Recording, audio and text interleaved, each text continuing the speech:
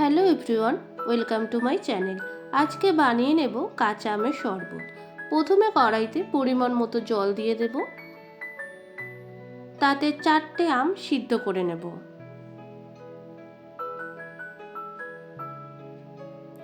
আম সিদ্ধ হয়ে গেছে, এবার আমের পাল্প বার করে নেব।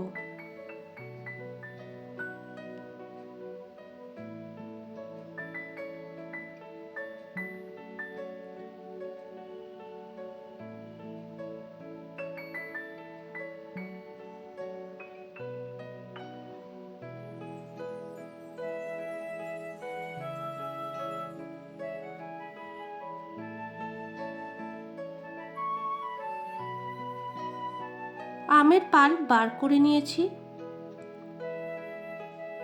এবার আমের পাল্প, পরিমাণ মতো চিনি, পরিমাণ মতো বিট লবণ আর জিরে গুঁড়ো দিয়ে মিক্সিতে পেস্ট করে নেব।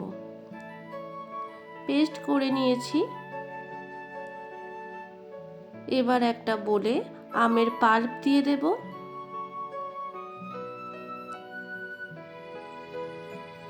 পরিমাণ মতো জল দিয়ে ভালোভাবে মিশিয়ে নেব।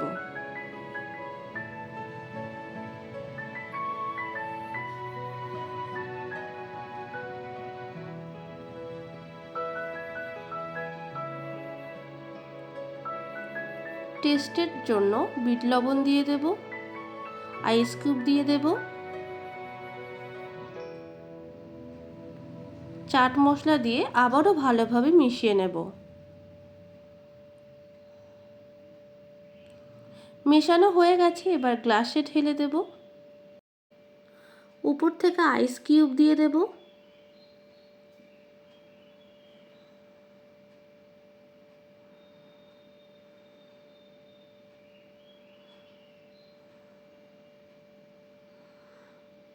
চাট মশলা ছড়িয়ে দেব, তাহলেই রেডি হয়ে যাবে আমের শরবত।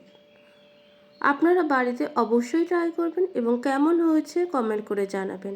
আরও নতুন নতুন রেসিপি পাওয়ার জন্য আমার চ্যানেলটিকে লাইক ও সাবস্ক্রাইব করবেন। Thank you.